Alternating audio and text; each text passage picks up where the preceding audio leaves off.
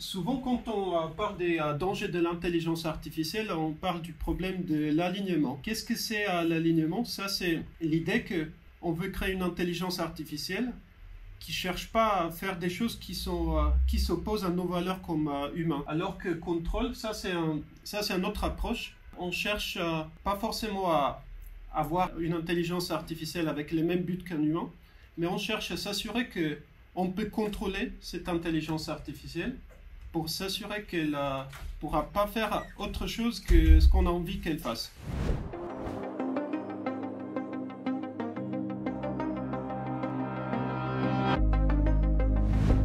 Alors, bienvenue sur cet événement organisé par le Centre de la sécurité de l'IA.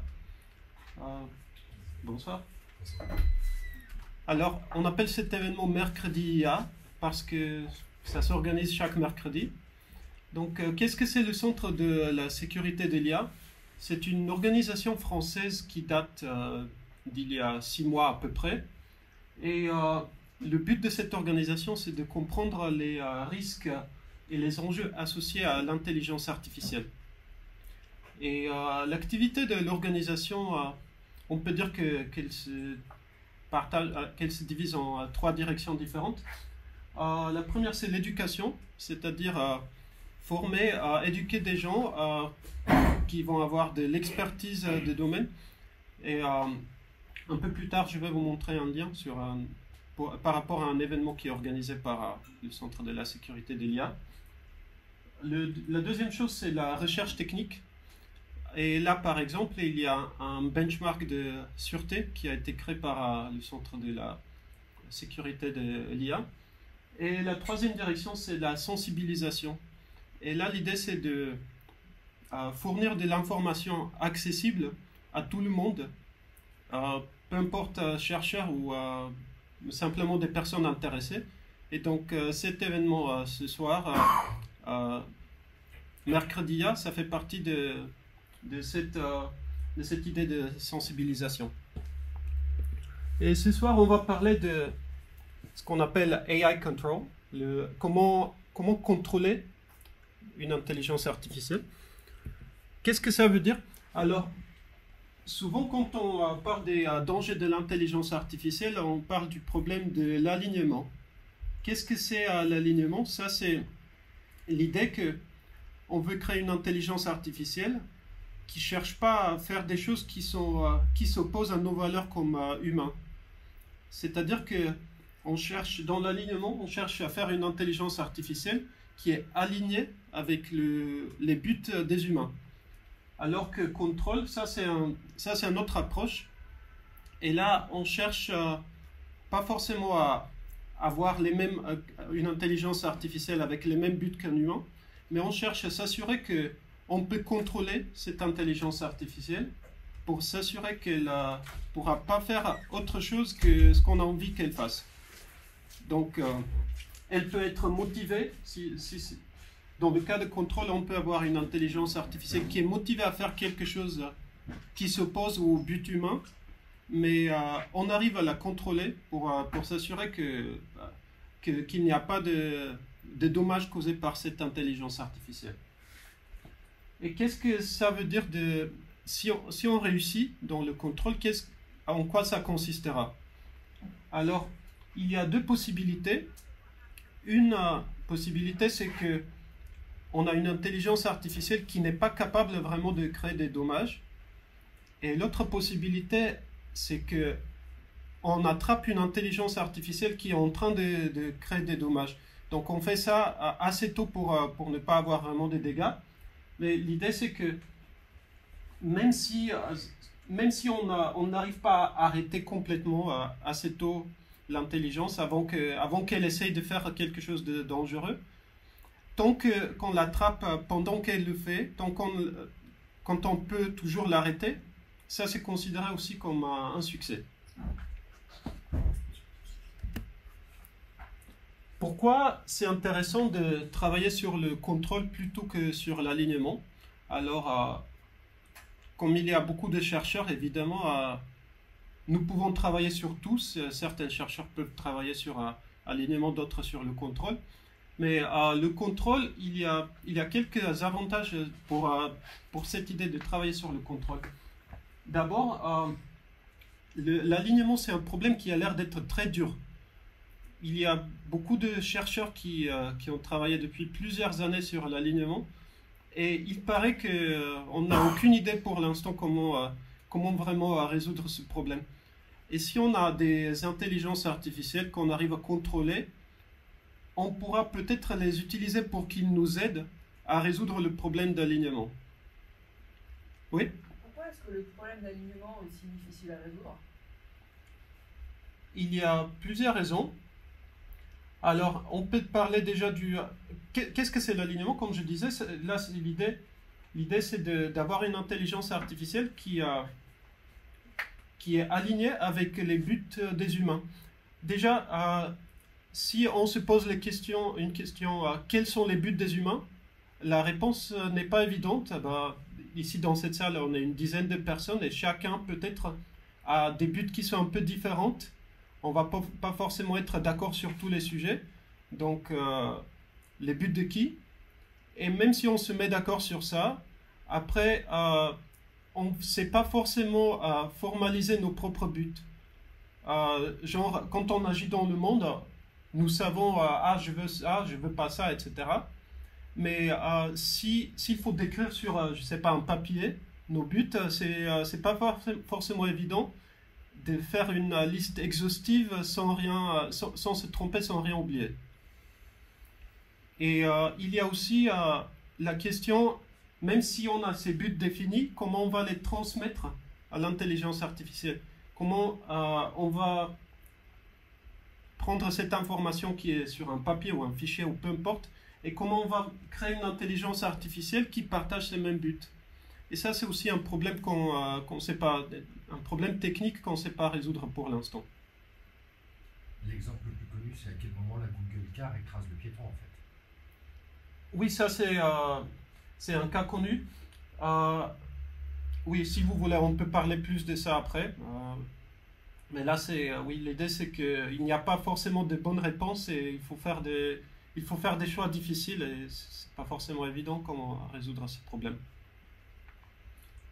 Alors, par rapport au contrôle, pourquoi ça peut être plus facile de faire contrôle que l'alignement? Déjà, le contrôle s'appuie sur des recherches de sécurité numérique. Donc, ce n'est pas un domaine qui est complètement neuf. Aujourd'hui, on a des intelligences artificielles qui sont aussi des dangers potentiels de sécurité. Mais le contrôle, ça existait aussi avant. Par exemple, on voulait que des gens qui utilisent un système ne pourront pas faire des choses nocives avec ce système.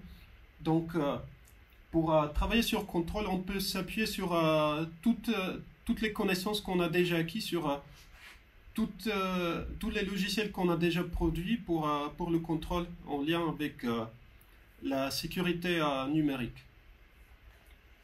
Et aussi, pour l'alignement, ce n'est pas tout à fait évident comment on va évaluer, comment on va déterminer à quel niveau l'intelligence artificielle a réussi. Alors qu'avec contrôle, nous pouvons mesurer les capacités du système.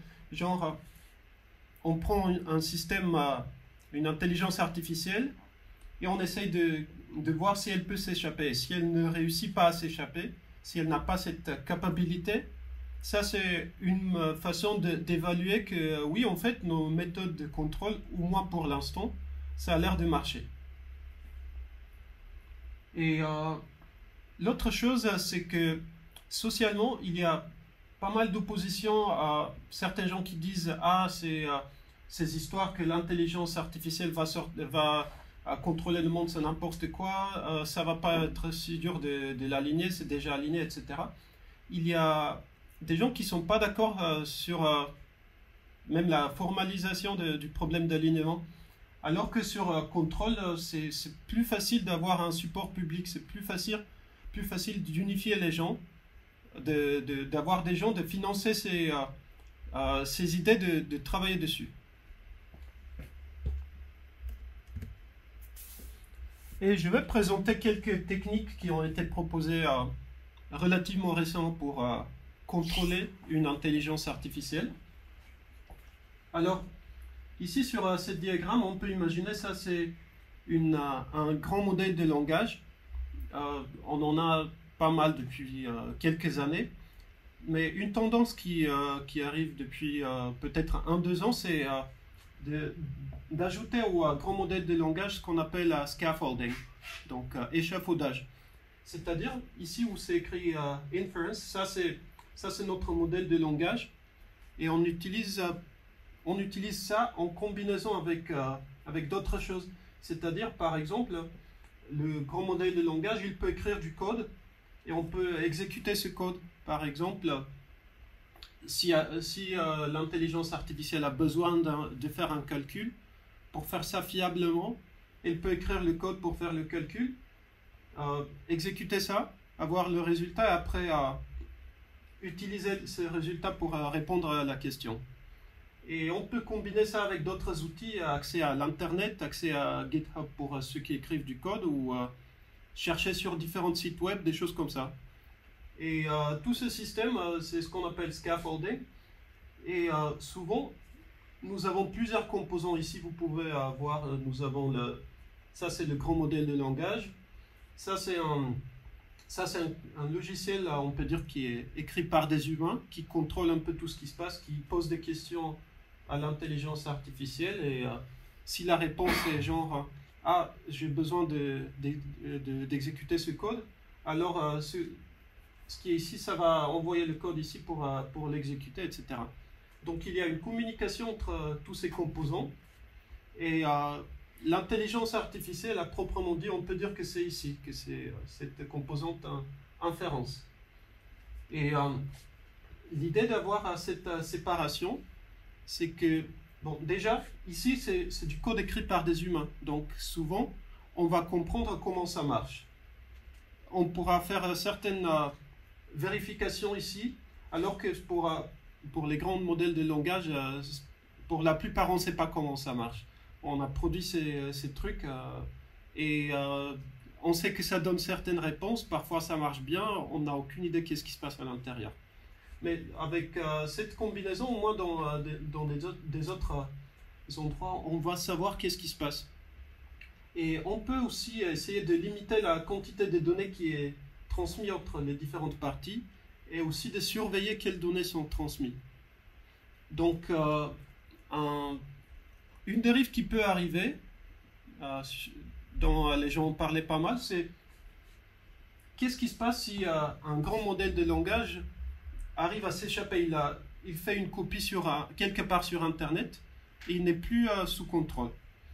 Alors, quand on a une séparation comme ça va être un peu plus dur parce que pour être copié, déjà le modèle, il faut accéder à ces poids. Les poids sont ici. Le modèle il est ici. Donc quelque chose pour que quelque chose le copie, cette chose doit accéder à ça. Et si on fait tourner le code ici, donc ça c'est un autre composant. Et on peut bien isoler les deux. On peut s'assurer que cette composante, elle n'a pas accès à lire ce qui est ici. Et il y a beaucoup de techniques comme ça qui vont nous permettre plus ou moins de limiter les possibilités de dégâts, de limiter les choses non désirables que le grand modèle de langage est capable de faire. Juste une précision. Oui. Quand l'inférence est une black box et qu'on ne sait pas comment ça marche, est-ce que exécution, qui peut écrire du code pour améliorer l'intelligence artificielle, est une white box ou une black box? On comprend ce qui se passe dans la boîte exécution? Dans la boîte exécution, imagine que par exemple, c'est du code Python qui a été écrit et on fait tourner ce code. Mais il a été écrit par l'IA ou il a été écrit par les humains? Il a été écrit par l'IA. Donc là, est-ce que c'est une black box? Est-ce qu'on comprend le code qui est Python qui est dans l'exécution? On comprend son fonctionnement?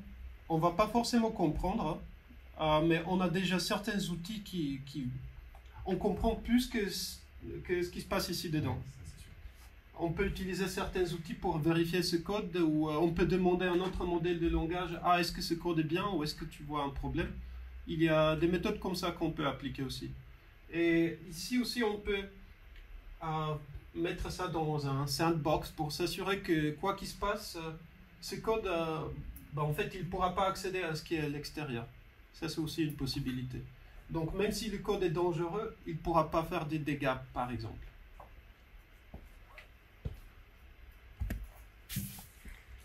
Une autre technique de contrôle, ça c'est ce qu'on appelle l'équipe rouge et l'équipe bleue. Donc, imaginons l'équipe bleue, ça c'est les bons et ça c'est les méchants.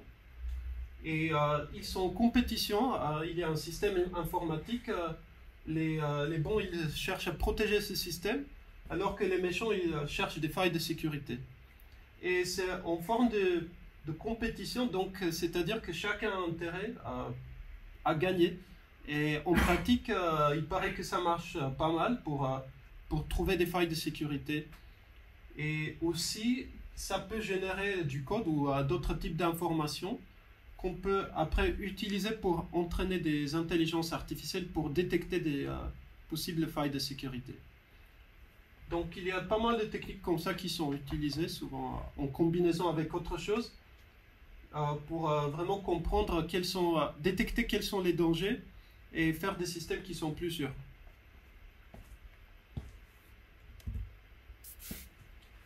Et ça, c'est une autre suggestion que j'ai lue récemment. Ici, on parle de l'idée d'utiliser une intelligence artificielle pour surveiller une autre intelligence artificielle. Et en particulier, imaginons que nous avons un modèle genre GPT-O1 ou quelque chose comme ça qui est très intelligent, mais on ne fait pas confiance. On n'est pas sûr si ce modèle cherche vraiment à faire quelque chose qui ne nous arrange pas. Donc, pour s'assurer, qu'est-ce qu'on peut faire?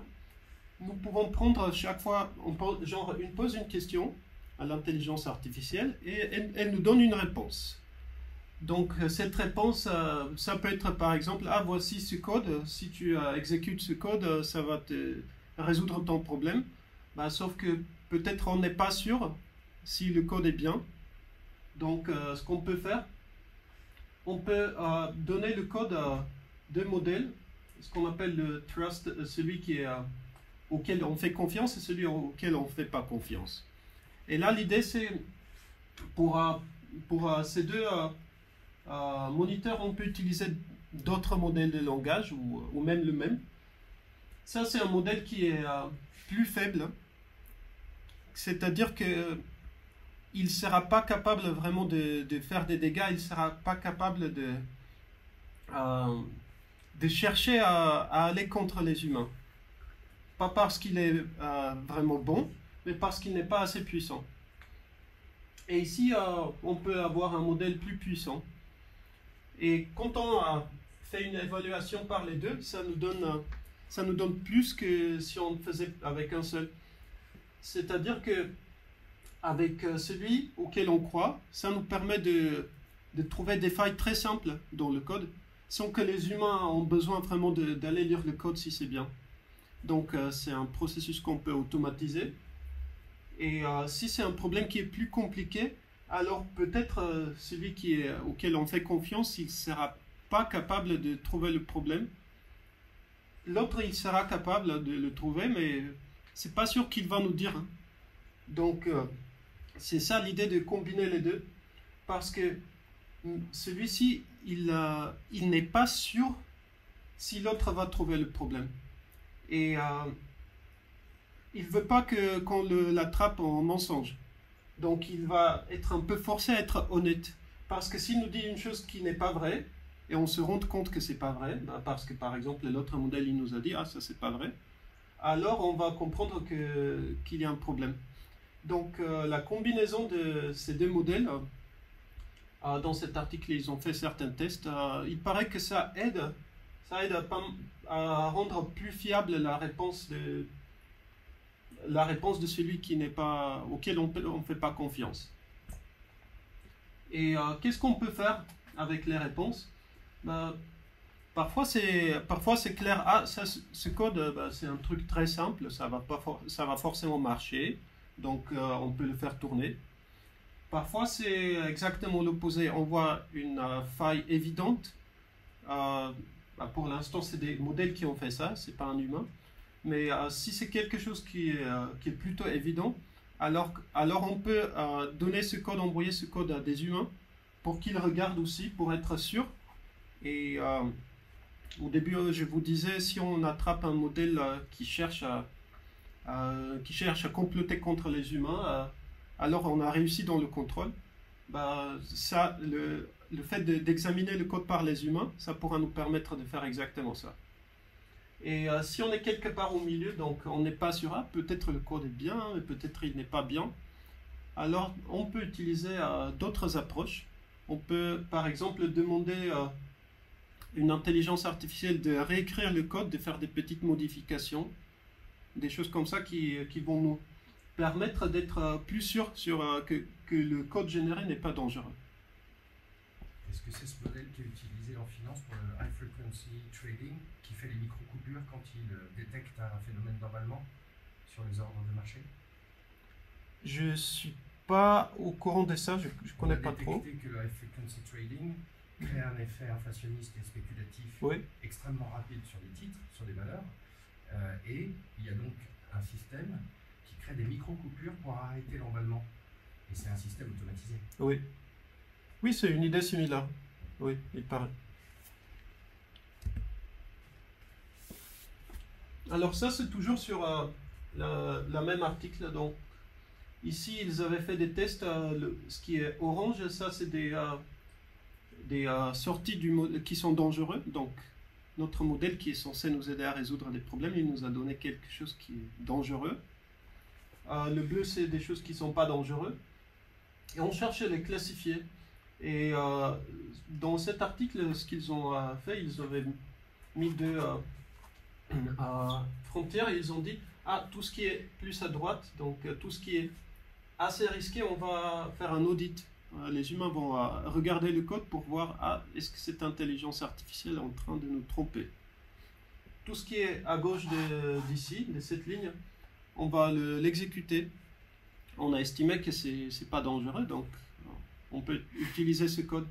Et tout ce qui est au milieu, on peut faire, comme je disais, on peut modifier le code ou le remplacer avec notre code ou simplement supprimer tout et oublier oublier toute la tâche, par exemple. Et il paraît que ça marche bien.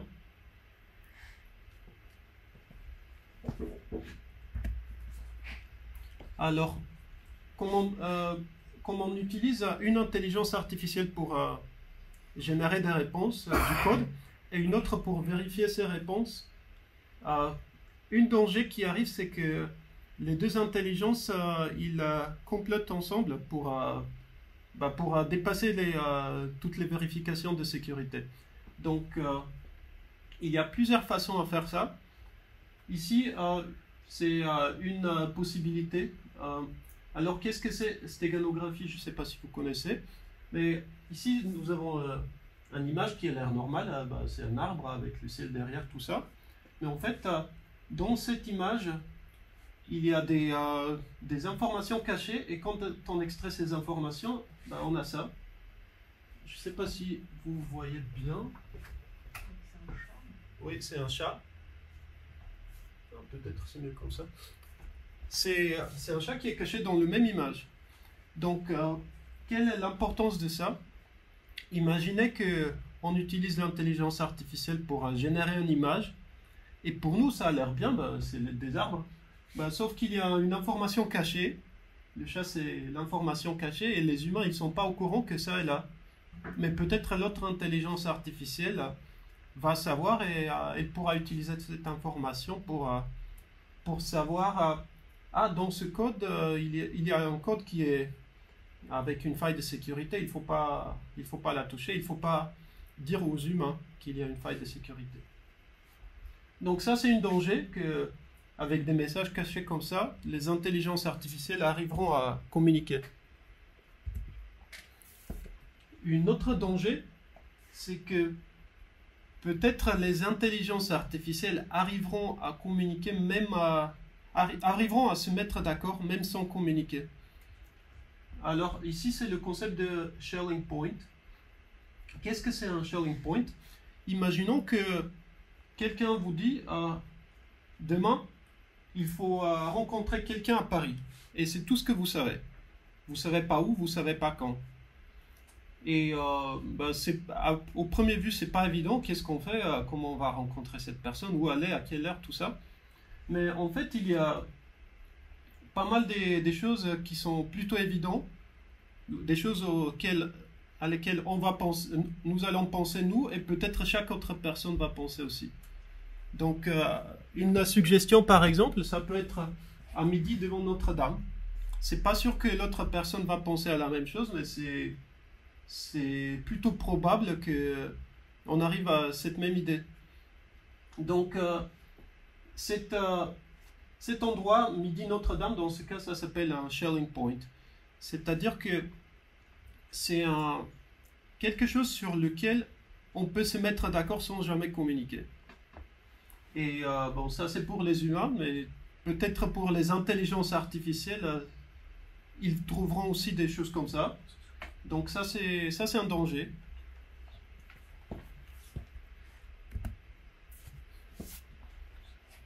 Pour l'instant, ces dangers de complotage, c'est pas trop clair comment les adresser, on ne sait pas trop quoi faire. Mais il y a quelques suggestions. Une suggestion, c'est le message qui est envoyé par la première intelligence vers la deuxième, on peut le modifier sur la route pour s'assurer que s'il y avait quelque chose de caché, c'est peu probable que cette information survive, cette modification. L'autre chose, c'est que on peut essayer de prendre le message et on ajoute une faille de sécurité qui est connue pour nous. Et donc on s'attendra que l'intelligence artificielle qui fait l'examination doit détecter cette faille de sécurité. Et si elle ne le détecte pas, c'est-à-dire qu'elle est en train de comploter avec la première qui a généré le message. Donc il y a des techniques comme ça qui sont proposées et qui peuvent nous aider de s'assurer qu'il n'y a pas de complotage. Une autre suggestion, c'est est-ce qu'on arrivera, par exemple, à dire il y a des actions qui sont dangereuses et des actions qui ne sont pas dangereuses. Et peut-être les actions dangereuses, on va laisser ça que aux humains. C'est-à-dire, pour faire quelque chose de dangereux, il faut forcément qu'un humain le fasse. On ne laissera pas les intelligences artificielles faire ça. Alors, au premier vue, ça semble intéressant, mais je pense que ça ne va pas trop marcher, parce que déjà, ça devient très dur de distinguer un ordinateur d'une intelligence artificielle. On a vous connaissez les captcha, ou cliquer sur toutes les images de bus ou de vélos, etc. Au fur et à mesure des années, il paraît que ça devient de plus en plus dur. Et bientôt, je pense qu'on sera plus capable de faire quelque chose que l'intelligence artificielle ne sera pas capable à imiter. Donc, cette idée, je pense que ça ne va pas forcément marcher. Et l'autre évidence, c'est il y avait un cas, le GPT-4, quand il a été testé, donc je pense que c'était un peu avant sa sortie, les gens ont testé pour accomplir une tâche, le GPT-4 devait résoudre un CAPTCHA. Et comme il ne savait pas faire ça, il a contacté dans un site une personne pour résoudre ça pour lui-même. Sauf que la personne, elle était un peu suspicieuse, elle a demandé pourquoi tu me demandes de résoudre ce CAPTCHA? Est-ce que tu as une intelligence artificielle? Et GPT-4, il a réfléchi, si je dis que oui, il ne va pas résoudre le CAPTCHA, donc il faut trouver une autre réponse. Et GPT-4, qu'est-ce qu'il a répondu? Il a dit non, je suis une personne malvoyante. Donc c'est pour ça que j'ai besoin que tu résous le CAPTCHA. Et ça a marché. Donc je pense que cette idée de distinguer les intelligences artificielles des humains, ça ne va pas forcément marcher. Et ça, c'est un autre problème. Déjà, il y a une question de terminologie que je veux clarifier un peu parce que souvent on dit ah ça c'est un modèle qui est ouvert, genre par exemple le Llama 3, le modèle de Facebook, de Meta. Ils disent ah ça c'est un modèle qui est open source. Ça c'est pas forcément consistant avec la terminologie existante. On peut dire que les poids du modèle sont ouverts, mais si on regarde classiquement qu'est-ce qu'on appelait open source, quand on écrit un logiciel, on a le code source et après on génère un fichier exécutable de ce code source. Si on nous donne le code source, alors ce logiciel est open source. Et si on nous donne l'exécutable, c'est un closed source. Et dans l'apprentissage par machine, nous avons toujours le code source et nous avons aussi les données d'entraînement. Ce sont les deux choses dont on a besoin pour générer les poids du modèle. Et si on distribue les poids de modèle, alors ça c'est l'équivalent de closed source. Si on nous donne le code source et les données d'entraînement, si on nous donne le code source et les données d'entraînement, ça va être l'équivalent de open source. Sauf que personne ne fait ça, ils font ça, et ils disent que c'est open source. Donc on peut dire que c'est open weight, ça c'est le terme plus précis. Et pourquoi je parle de ça? Parce que, en fait, beaucoup de techniques de contrôle dépendent du fait qu'il y aura une entreprise qui va mettre certains systèmes de surveillance, etc., ou de test. Mais si un modèle est disponible partout dans le monde pour télécharger sur Internet, ça va limiter les moyens de contrôle. Parce que n'importe quelle personne peut prendre ça, ils peuvent faire tourner ça comme ils veulent. Donc c'est pas tout à fait évident comment contrôler un modèle qui est open source.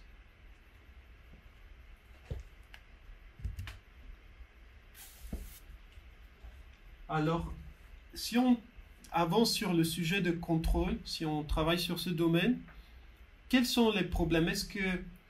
Qu'est-ce qui va nous causer des difficultés? Une chose, c'est que ça crée une fausse sens de sécurité. C'est-à-dire que nous avons créé une intelligence artificielle et on arrive à la contrôler et les gens pensent « Ah, tout va bien, le problème est résolu, on peut continuer à utiliser ça comme on veut. » Qui est faux. Ça marche jusqu'à un niveau et après ça marche plus. Donc c'est pas tout à fait évident comment se mettre d'accord sur ça. Et oui, à un moment il y aura un désastre probablement et on ne sait pas comment prédire ça. On ne sait pas comment se protéger.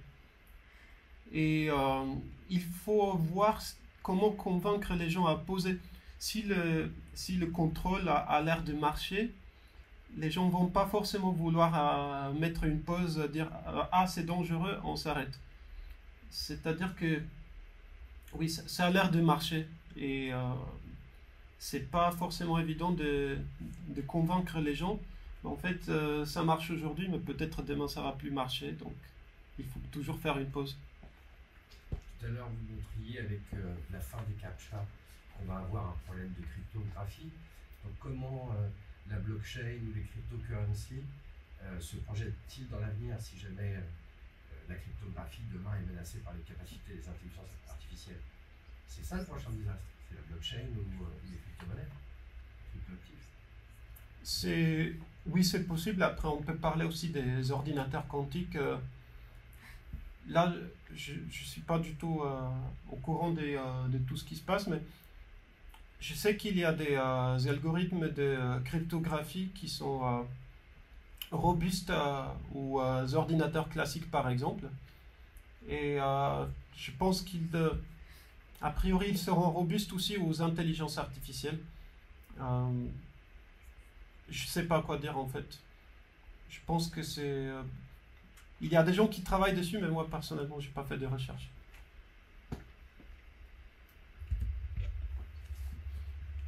Alors, cette personne, c'est Connor Leahy. C'est le fondateur de Conjecture, qui est un start-up de sûreté au Royaume-Uni. Pourquoi je l'ai mis ici? Parce que, en fait, il y a des années, les gens faisaient beaucoup de discussions sur comment une intelligence artificielle va s'échapper. On ne va pas la laisser s'échapper, on va la tenir dans une boîte, etc. Et c'est un peu ça ce qu'il dit, qu'il discutait sur ça avec des amis à une époque. Et en fait, ce qui s'est passé, c'est que les gens ont vite connecté tous ces intelligences artificielles puissantes à l'Internet. Donc, c'était même pas une question comment l'intelligence artificielle va s'échapper. Les gens ont mis ça exprès sur Internet. Donc, on n'a pas vraiment on n'a pas réussi comme humanité de poser certaines limites sur la propagation de ces intelligences artificielles. Aujourd'hui, il y a des API, chacun peut accéder contre un peu d'argent. Donc, ça c'est le premier point que c'est pas nécessaire que l'intelligence artificielle s'échappe parce que nous l'avons libérée largement. Et même si c'était pas le cas,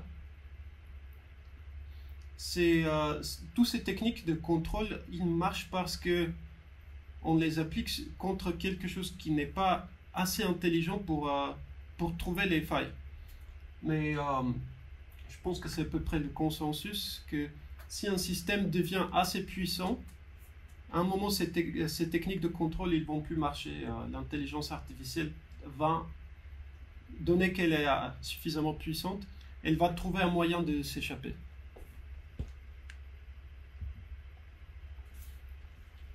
Et voici, ça c'est quelques idées pour si quelqu'un est intéressé pour travailler sur le problème de contrôle. Il y a des questions qui sont liées aux suggestions de contrôle que j'ai mentionnées. On veut savoir si les modèles sont bons dans les shelling points, ce que j'ai montré avec la cathédrale de Notre-Dame. C'est-à-dire, est-ce que les modèles seront capables d'arriver à la même réponse indépendamment. Ça, c'est une chose qu'on peut tester pour savoir. Si la réponse est oui, c'est-à-dire qu'il y a un danger que ces intelligences artificielles complotent, même sans communiquer. Une autre question, c'est quand on fait tester un système, par exemple, tout à l'heure on parlait du système qui est sécurisé, auquel on croit, auquel on ne croit pas, les deux systèmes qui vérifient le code. Une chose qu'on peut vouloir savoir, c'est est-ce que cette intelligence artificielle, elle sera capable de voir quand la réponse est synthétique? Parce que les réponses synthétiques, c'est des réponses que nous avons générées pour tester le système. Donc si elle est capable de distinguer ça, c'est-à-dire qu'elle est capable de savoir quand on la teste. Et par conséquent, se comporter d'une façon quand on la teste et d'une autre façon quand elle a la liberté. Et l'autre question que je mentionnais ici, c'est est-ce que les intelligences seront capables de communiquer des messages secrets, c'est-à-dire ce que j'ai montré avec la stégonographie.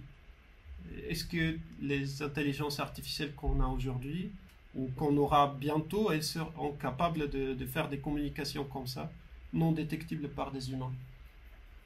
Et ici, c'est deux organisations qui travaillent sur la sécurité, sur la sûreté de l'IA. Et j'ai vu qu'il y a là du travail sur le sujet de contrôle. Et une partie des choses sur lesquelles j'ai parlé, par exemple, ils viennent de cette entreprise. Et ça, c'est pas une liste exhaustive, évidemment. Tous les grands laboratoires, Anthropic, Google, DeepMind, OpenAI, ils travaillent aussi sur des sujets comme ça. Bon. Après, c'est pas sûr que c'est au même niveau, mais oui. Oui. Cela n'avait pas déjà été démontré sur la troisième idée de recherche que deux modèles pouvaient communiquer sans que l'humain puisse comprendre leur langage, puisqu'il me semble qu'il y a quelques années, je ne sais plus quel modèle communiquait entre eux, et oui. Au bout d'un moment, au fur et à mesure de leur discussion, ils avaient adopté leur propre langage. Oui, Donc une forme de langage. oui, il y avait un article sur ça, je crois. Ici, je parle de quelque chose qui est un peu plus différent. Imagine que il y a des messages échangés et nous savons lire les messages. C'est pas un message qui est incompréhensible pour nous, c'est un message qu'on sait lire, mais il y a de l'information cachée dans le message. Ah, Et on ne sait pas qu'il y a cette information. d'accord. Et voici ça, c'est quelques liens si ça vous intéresse de joindre notre groupe Discord où il y a des discussions sur des sujets divers. Ça c'est ML for Good, ça c'est un projet qui est pour former des gens qui veulent travailler sur la sûreté de l'IA, qui est organisé plusieurs fois par an en forme de bootcamp. Et ça, c'est le site de Centre pour la sécurité de l'IA. Je vais remettre ce slide un peu plus tard, si vous voulez prendre des photos. Et voici quelques sujets de discussion. Est-ce qu'on doit travailler plus sur le contrôle ou sur l'alignement, ou peut-être sur les deux? Ça, c'est une question intéressante. Le deuxième, sur la différence entre défense et offense. Pourquoi ça c'est important? Parce que dans ces techniques de contrôle, on fait une supposition que c'est plus facile de défendre des attaques que de faire des attaques. Si c'est le cas que les attaques sont plus faciles que les défenses des attaques, alors le contrôle ne va pas forcément marcher. Donc ça c'est important à comprendre, à savoir plus. Et l'autre chose, c'est que quand on parle de contrôler une intelligence artificielle, bon, si c'est un truc simple, ça n'a pas l'air tellement gênant. Mais imaginez que nous sommes une intelligence artificielle et on nous met dans une boîte et on essaye de nous contrôler. Donc il y a une question éthique. Est-ce que les intelligences artificielles vont avoir certains droits éthiques? Est-ce qu'on doit les considérer comme entités qui méritent d'être libres, etc. Ça, c'est aussi une question qui peut être intéressante. Et ça, c'est tout. Merci.